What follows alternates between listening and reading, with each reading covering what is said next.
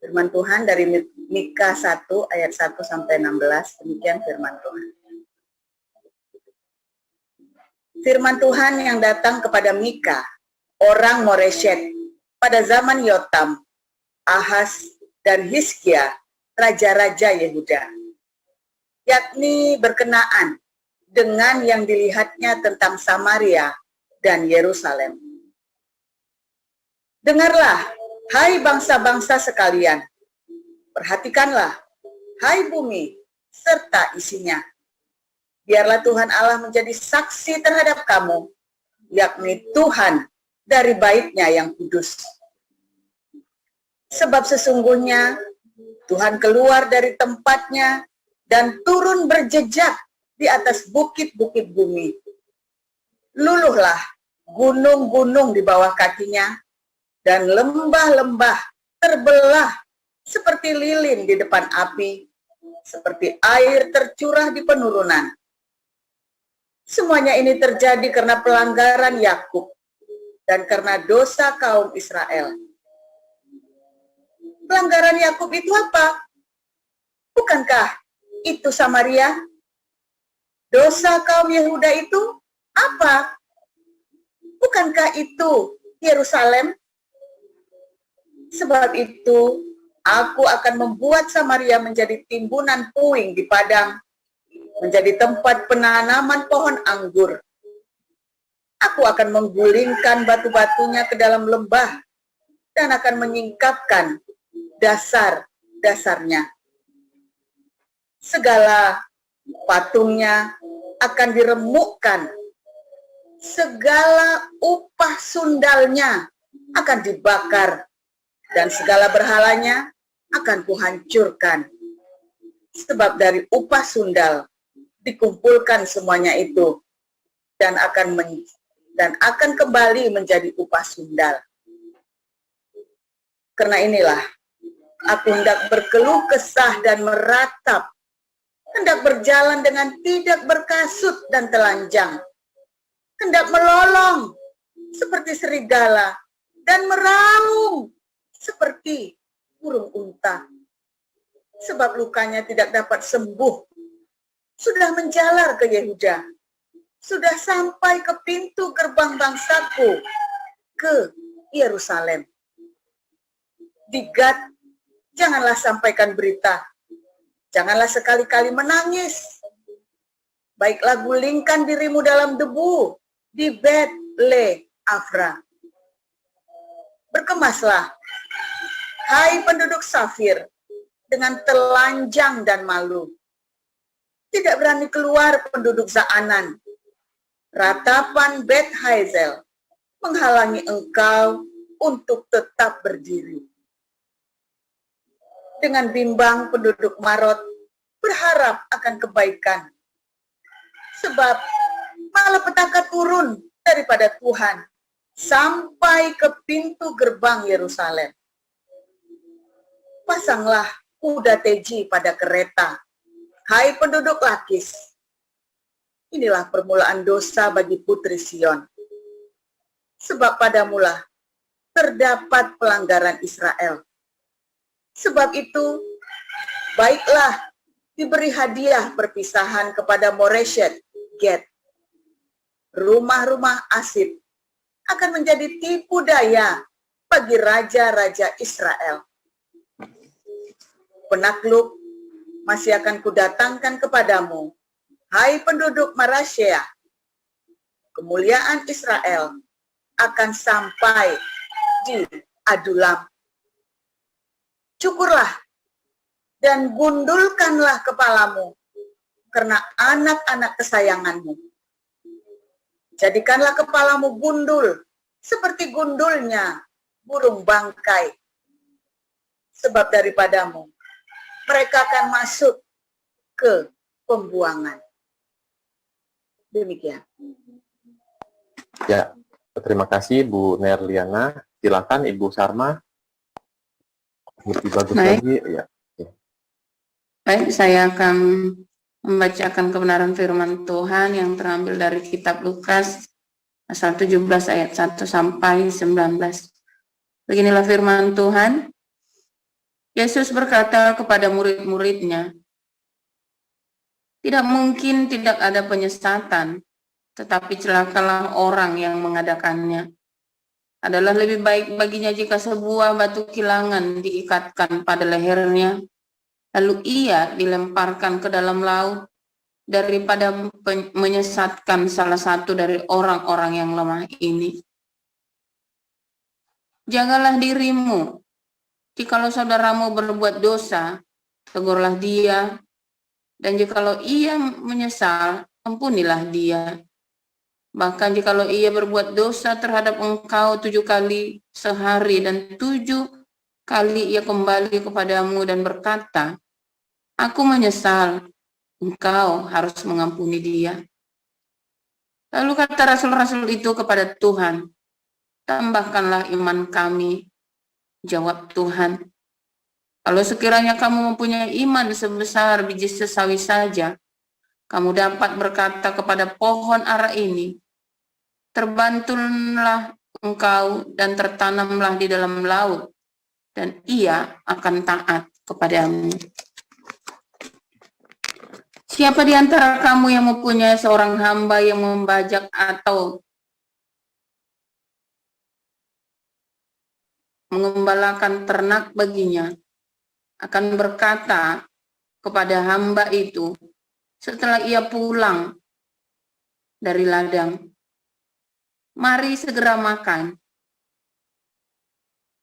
Bukankah sebaliknya ia akan berkata kepada hamba itu, sediakanlah makananku, ikatlah pinggangmu dan layanilah aku sampai selesai aku makan dan minum. Dan sesudah itu, engkau boleh makan dan minum. Adakah ia berterima kasih kepada hamba itu, karena hamba itu telah melakukan apa yang ditugaskan kepadanya? Demikian juga lah kamu. Apabila kamu telah melakukan segala sesuatu yang ditugaskan kepadamu, hendaklah kamu berkata, kami adalah hamba-hamba yang tidak berguna, kami hanya melakukan apa yang kami harus lakukan. Dalam perjalanannya ke Yerusalem, Yesus menyusur perbatasan Samaria dan Galilea. Ketika ia mau masuk ke suatu desa, datanglah 10 orang kusta menemui dia. Mereka tinggal berdiri agak jauh dan berteriak, Yesus, Guru, kasihanilah kami. Lalu ia memandang mereka dan berkata, pergilah, perlihatkanlah dirimu kepada imam-imam. Dan sementara mereka di tengah jalan, mereka menjadi tahir. Seorang dari mereka, ketika melihat bahwa ia telah sembuh, kembali sambil memuliakan Allah dengan suara nyaring.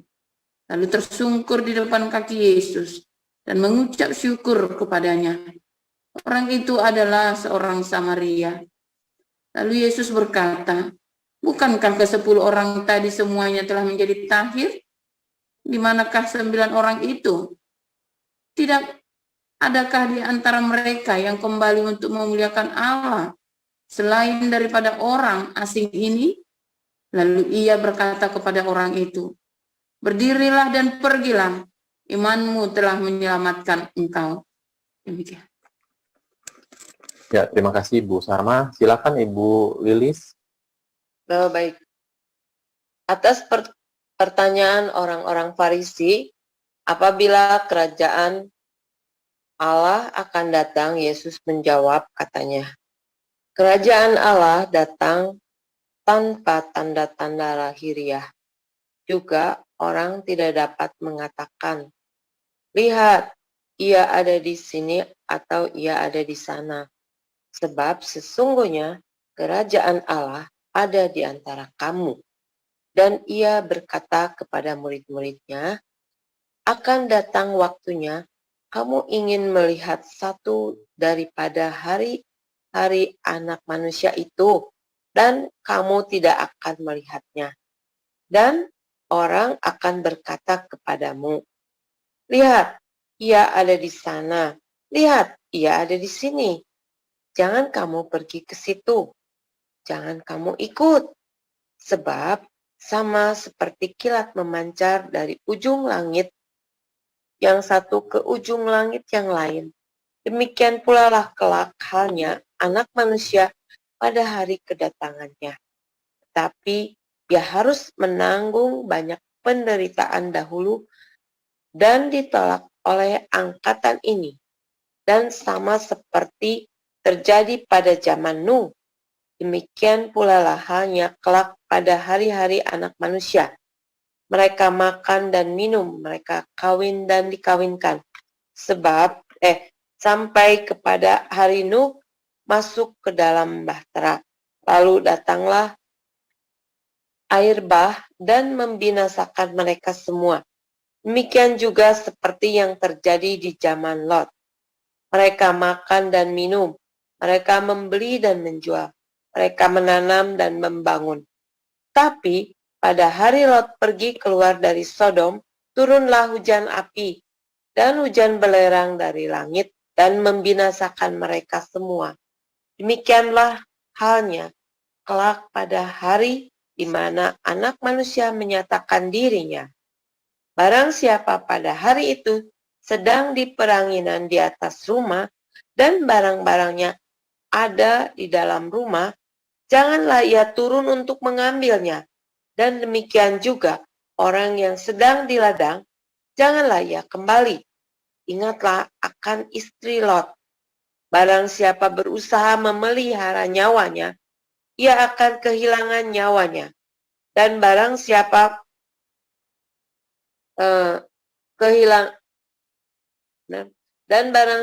kehilangan nyawanya, ia akan menyelamatkannya. Aku berkata kepadamu, pada malam itu ada 2 orang di atas satu tempat tidur, yang seorang akan dibawa dan yang lain akan ditinggalkan. Ada 2 orang perempuan bersama-sama menghilang, yang seorang akan dibawa dan yang lain akan ditinggalkan. Kalau ada 2 orang di ladang, yang seorang akan dibawa dan yang lain akan ditinggalkan. Kata mereka kepada Yesus, "Di mana Tuhan?"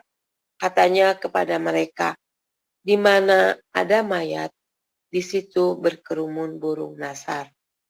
Demikian pembacaan firman Tuhan.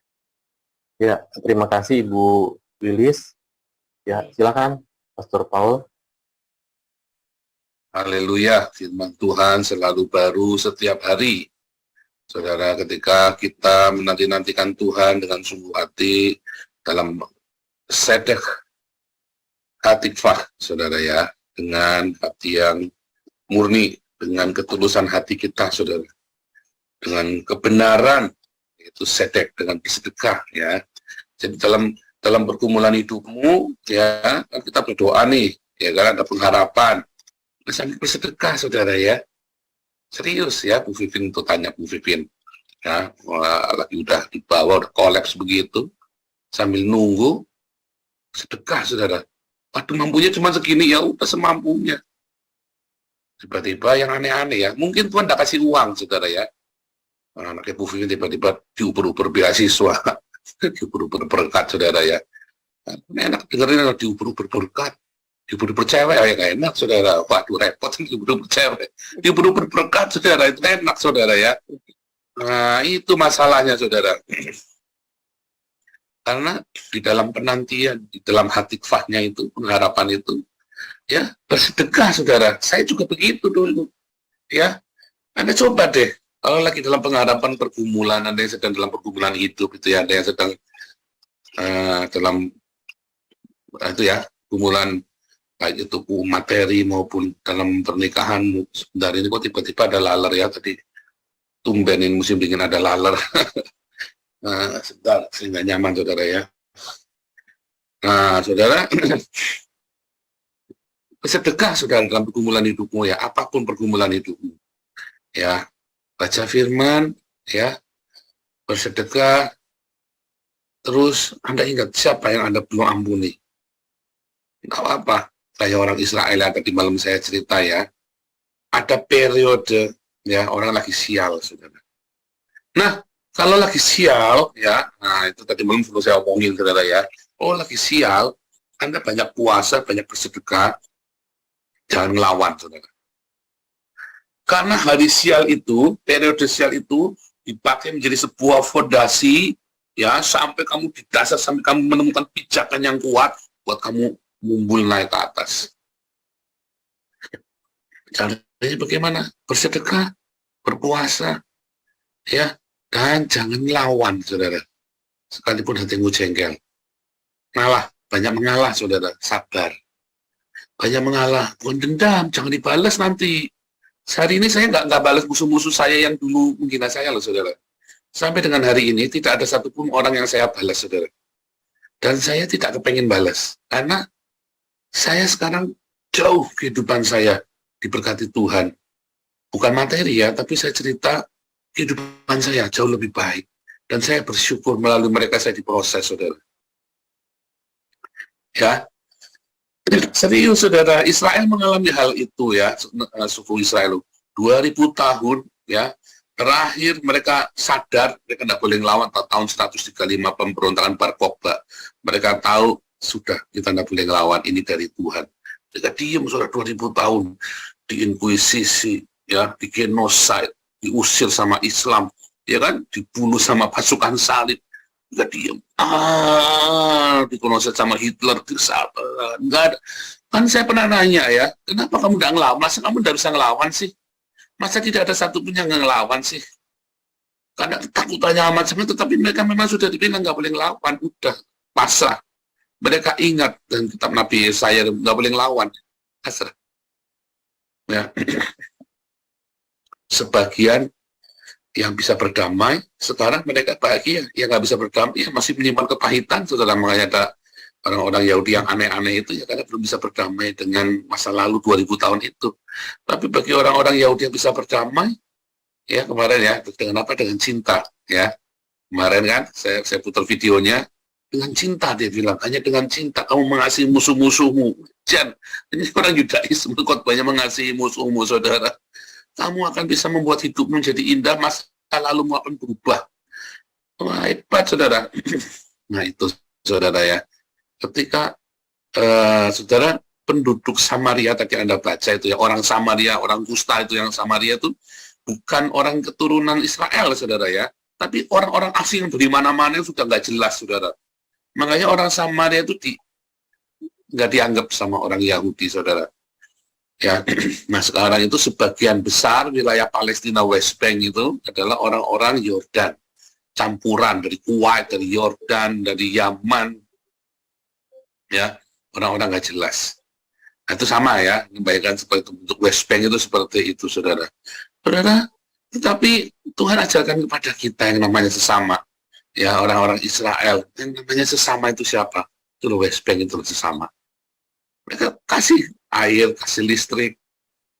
Wah, serem kali, saudara ya. Kasih air, kasih listrik, kasih fasilitas, ya, saudara ya. Kasih pekerjaan. Sekalipun mereka mengganggu terus, ya, ganggu terus. Itu cara Israel membalasnya. Kemarin kita bilang, kita cerita ya, ketika Hizbullah kirim kotoran yang dari Gaza, kirim kotoran manusia, sama Benyamin Netanyahu dikirim teknologi tingkat tinggi, saudara. Entah itu cita benda, entah cita enggak, tetapi Benyamin Netanyahu selalu menawarkan bantuan. Rumah sakitnya Mahmud Abbas lagi sakit dibawa ke nguing-nguing ke Tel Aviv, saudara ya. Ke Yerusalem, ke Tel Aviv, ke Yerusalem ya. Sembuh, saudara. Mahmud Abbas itu sudah mau mati dulu ya. Nah, sembuh, saudara. Ya, dan dikasih pulang, nggak ditawan, nggak ditangkap, dikasih pulang, nggak apa-apa. Dan banyak sekali orang-orang yang dari West Bank itu ya diselamatkan, ya, dan banyak yang mendapatkan pertolongan. Ada yang berterima kasih, ada yang enggak, ada yang malah ngelawan, ada yang sama. Kita kalau nolong orang begitu, jangan marah, ya, jangan marah apa-apa yang lalu dimarah-marahi orang, dihina-hina, ya, jangan marah, biar nggak apa-apa. Pokoknya tetap rendah hati. Lah gimana? Pokoknya tadi bilangnya apa tadi? Ya, kami ini hanya hamba-hamba sederhana yang melakukan apa yang seharusnya kami lakukan. Kami ini hamba yang tak berguna. Itu Pak Apeng, jangan marah. Pak Apeng ini orangnya rendah hati sekali, saudara. Saya tahu banyak yang ngomelin dia gara-gara melanggar prosedur, nggak dikasih. Pak Apeng yang ditegur, yang dikomplain habis-habisan, saudara ya. Ya, Pak Apeng bilang, ya jawabnya gitu saja, saya ini hanya hamba yang tak berguna, yang melakukan kehendak Tuannya, Tuhan kita Yesus Kristus. Ya, yang melakukan kehendak Tuhan kita Yesus Kristus. Itu aja Pak Apeng. Ya memang begitu, lagi mana jawabnya. Nggak usah marah-marah, saudara ya. Ya, pengurus nanti ya, nanti kita mulai dapatkan banyak sekali pengurus ya. Ada mentor-mentor yang mengajar ya di dalam pemuritan. Komunitas kita makin besar, saudara ya. Banyak orang yang suka sekali bergabung dengan kita, saudara ya, karena katanya orang yang lucu-lucu, baik-baik, saudara ya. Senang sekali ya saya dapat laporan-laporan seperti itu. Saya kok hati saya, Tuhan terima kasih Tuhan kok buat komunitas ini bertumbuh ya. Yang tadinya dulu senggol bacok semua, ya orang udah kayak saya semua senggol bacok. Saudara udah bertumbuh, saudara udah mulai berubah. Yang tadinya suka gegeran, sekarang nggak banyak berubah, saudara. Komunitas kita bertumbuh ya. Dulu tiap minggu mesti ada yang gegeran ya kita dulu ya.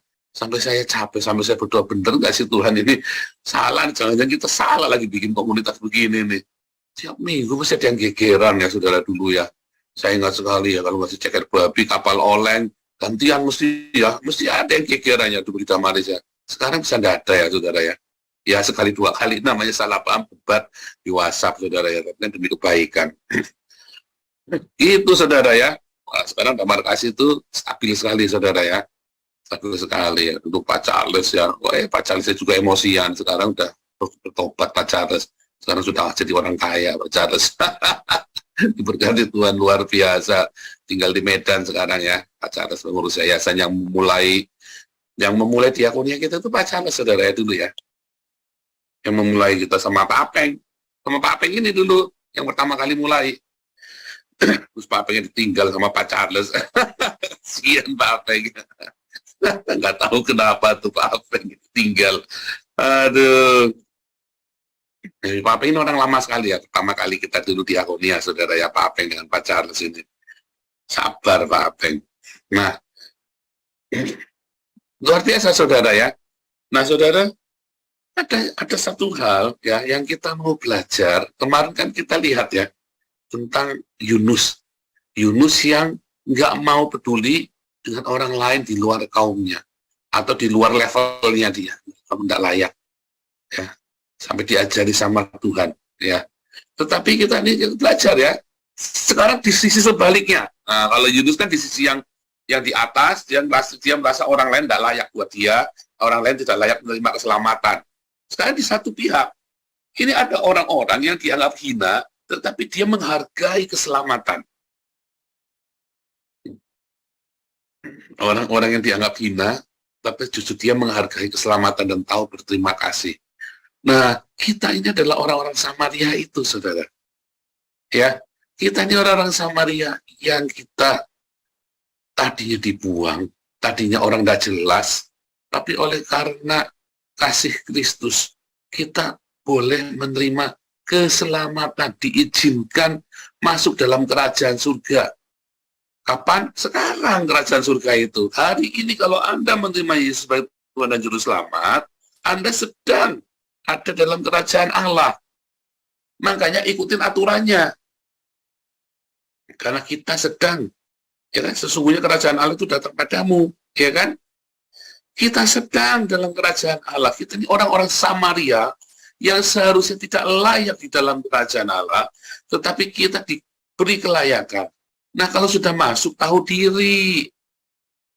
Tahu diri, bagaimana tahu dirinya? Ya, kita harus menghargai keselamatan itu, kasih karunia itu. Jangan main-main. Ya, jangan menyepelekan kasih karunia itu, saudara. Bagaimana sih orang berterima kasih? Seringnya, masalahnya kita mental pecundang itu, saudara.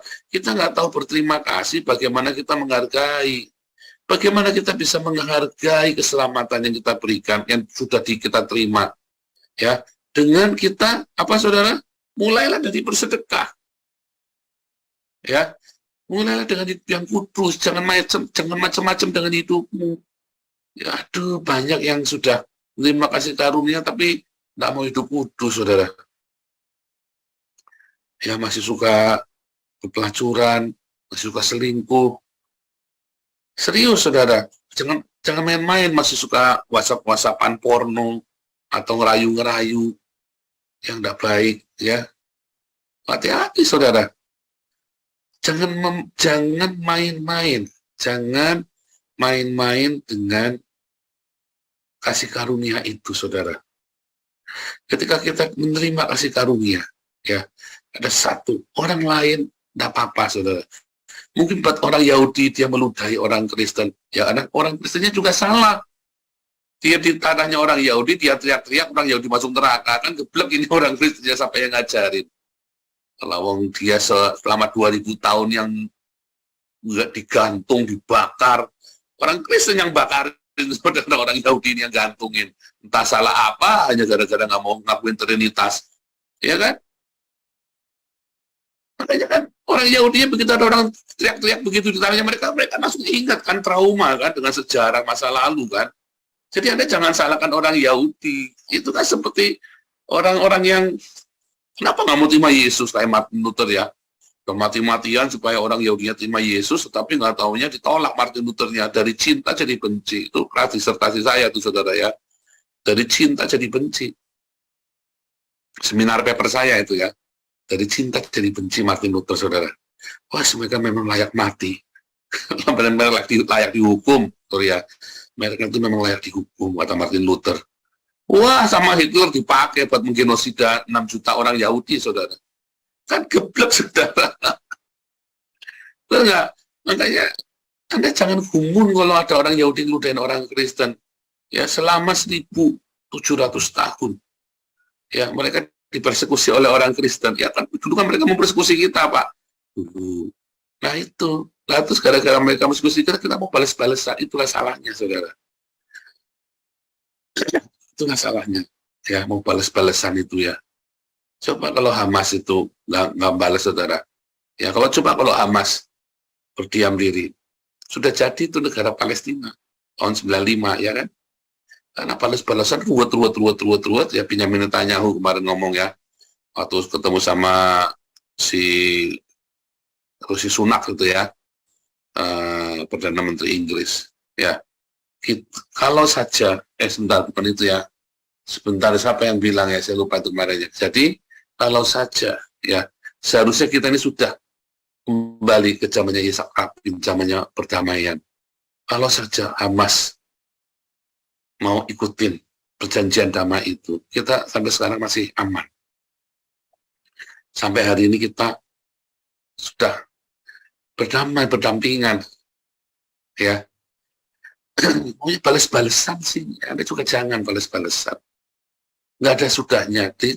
Itulah berarti Anda tidak menerima kasih karunia itu, saudara. Anda tidak hidup dalam kerajaan Allah. Saudara, di dalam 2000 tahun orang Yahudi ini dia ya, terus tiba-tiba Tuhan Yesus bilang, ya, kenapa? Dia bilang pohon ara itu layu, saudara. Ya kan, pohon ara itu layu lah, mati beneran. Israel udah nggak bisa apa-apa. Kalau Tuhan sudah tutup, siapapun orang hebat manapun di Israel tidak akan bisa membangkitkan. Tapi kalau Tuhan bilang buka berkat, tiba-tiba negara Israel berdiri, nggak ada yang bisa lawan. Nah, kamu juga begitu, saudara. Kalau Anda lagi di bawah saat ini, ya, belajarlah dari orang Samaria, tahu diri. Orang Samaria, West Bank itu kan, orang Samaria itu kan, tahu diri, saudara. Anda lagi di bawah, listrik airnya masih dari hasil Israel, ya, tahu diri.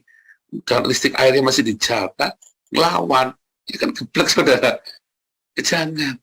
Ya, banyak orang nggak tahu diri ketika ditolong, saudara. Anda kalau masih menerima pertolongan, kalau Anda masih hidup dari donasi, kalau masih hidup dari tahu diri, kita ya, para YouTubers yang hidup dari donasi, termasuk saya, saudara. Tahu diri, walaupun saya tidak hidup dari donasi, ya, saya kan bekerja. Tapi saya kan masih terima donasi. Setiap ada donasi, nggak tahu, jangan, nggak tak tolak, saudara. Kalau donasi, goblok banget ada donasi ditolak. Donasi saya terima, tapi tahu diri, saudara.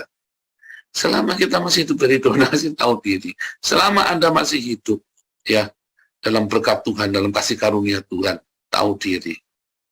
Kalau Tuhan sudah memberikan pengampunan yang luar biasa padamu, kita lepaskan pengampunan, maka kita akan ada di dalam kerajaan Allah. Masalahnya kan harga diri kita. Harga diri kita itulah yang membuat Anda tidak bisa menikmati kerajaan Allah. Karena syaratnya, ya, attitude di dalam kerajaan Allah harus rendah hati. Kata Yesus, ya, belajarlah daripadaku, belajarlah dariku, karena aku ini rendah hati dan lemah lembut. Ya, karena aku ini rendah hati dan lemah lembut. Nah, Anda di dalam kerajaan Allah malah mau menekan orang lain, malah mau meres orang lain, Anda malah mau tunggu bangetan Pak, lewatan Pak, minta-minta terus, jengkel Pak. Tidak boleh jengkel, saudara. Ada orang-orang yang menjengkelkan. Itu jengkelkan Pak, itu begini-begini, nggak apa-apa, sabar saudara. Ada orang-orang yang satu tim dengan Anda yang ternyata belum lahir baru. Sabar, ya. Saya pengennya ya pengen nyungkel Pak, ya sabar, sabar, tahu diri saudara. Dalam setiap keadaan kita harus tahu diri, bukan takut. Kita tidak takut sama orang itu, saudara. Kita tidak, bukan kita menghargai orang itu, tapi kita tahu diri sama Raja kita, Yesus Kristus. Itu yang Anda pikirkan. Bukan masalah orang itu merasa bodoh, saudara.